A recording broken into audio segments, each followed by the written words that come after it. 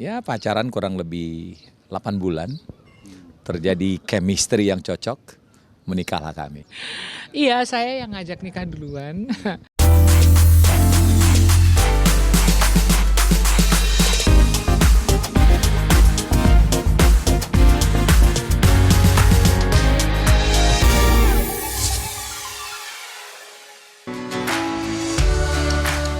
Inilah kisah percintaan pria dengan segudang talenta. Ia mengawali karir di dunia hiburan sebagai pembawa acara kuis, penyanyi, pengusaha bisnis entertainment, politisi, hingga sekarang menjadi diplomat Duta Besar Republik Indonesia untuk New Zealand. Dialah Tantowi Yahya. Ditemui di suatu kesempatan setelah sukses menggelar perhelatan konser musisi Indonesia New Zealand, Tantowi Yahya dan istri Dewi Handayani Yahya berbagi kisah romansa perjalanan kisah cinta mereka selama 29 tahun berumah tangga. Pasangan yang dikaruniai dua putra, Muhammad Ajani Prasana Yahya dan Muhammad Alano Pandito Yahya, tampak masih sangat energik. Kelihatan lebih muda dari usianya yang kini 58 tahun. Dewi ini adalah orang yang berani mengizinkan saya untuk mengambil tahapan baru yang penuh risiko. Ketika saya kenal dia, saya adalah seorang profesional pada sebuah perusahaan asing, middle manager. Ketika kita kawin, saya putuskan untuk keluar dan bikin perusahaan sendiri.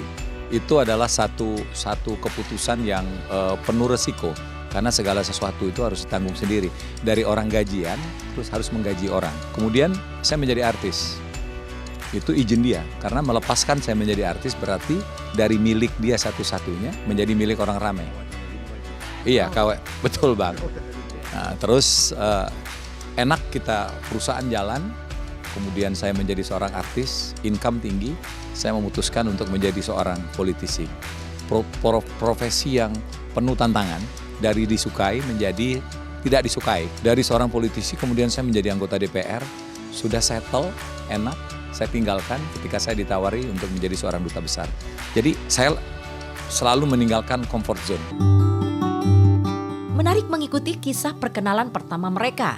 Tantowi muda kala itu bekerja di Hotel Hilton International Jakarta dengan jabatan sebagai Sales Account Executive.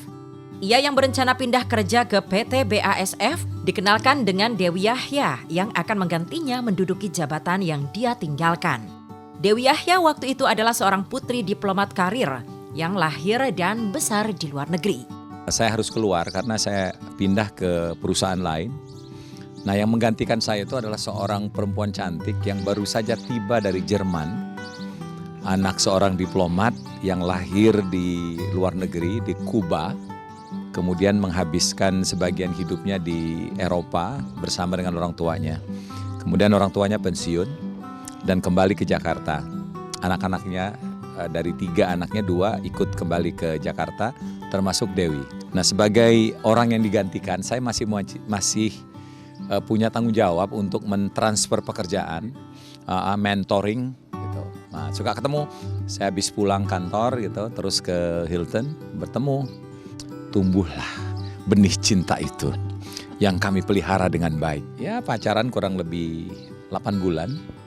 Terjadi chemistry yang cocok, menikahlah kami. Iya, saya yang ngajak nikah duluan. Oh iya. Karena saya pengen cepat keluar dari rumah, pengen hidup sendiri, mandiri gitu ya. Pengen punya rumah sendiri, pengen mengatur rumah. Tugasnya sebagai mentor bagi Dewi Yahya beberapa waktu berbuah jodoh.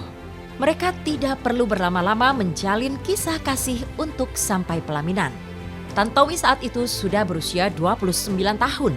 Ketika ditanya siapa di antara mereka yang lebih berinisiatif untuk menikah, keduanya menjawab dengan versi berbeda. Tapi Dewi buru-buru mengaku dia memang juga sudah ingin menikah. Inilah petikan obrolan seputar kisah romansa mereka di atas kapal berusia 112 tahun dalam pelayaran dari Queenstown, New Zealand menuju Lake Wakatipun, kawasan wisata ternama di New Zealand. Setelah kita cukup cukup lama lah gitu ya, saling cari informasi gitu ya. Akhirnya saya mengambil inisiatif untuk di Monas itu, Silang Monas itu ada restoran namanya Venezia. Oh iya, udah tutup sekarang. Ya dekat-dekat situ deh, ya dekat situ. Ya ada Sari Kuring dulu. Nah di situ sambil sambil makan malam, saya cetuskan lah itu istilah anak sekarang, saya tembak gitu ya. Tapi Dewi juga sebenarnya dia udah feeling pada waktu diajak makan malam itu bakal ada satu pernyataan politik ya. Apa ya saya waktu itu saya ngomongnya itu pakai bahasa Inggris ya. Pokoknya intinya itu adalah saya ada hati sama kamu gitu. Nah, saya gitu aja ngomongnya kiasannya gitu ya. Dan Dewi sudah menangkap dengan baik dan saya lihat tidak ada penolakan apa-apa gitu ya. Menjadi perantau di usia muda dan banyak bergaul dengan orang-orang dari berbagai daerah, hal itu justru memberi keuntungan kepada Tantowi sendiri.